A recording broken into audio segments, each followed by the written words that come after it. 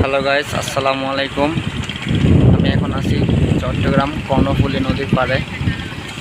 এখানে দেখা যাচ্ছে হাজার হাজার জাহাজ, যা বাইরে থেকে মাল এনে চট্টগ্রাম বন্দর থেকে সেখান থেকে সারা বাংলাদেশে সার্ভিস হয়।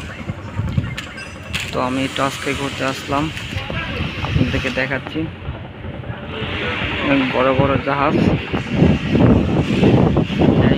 এটা হলো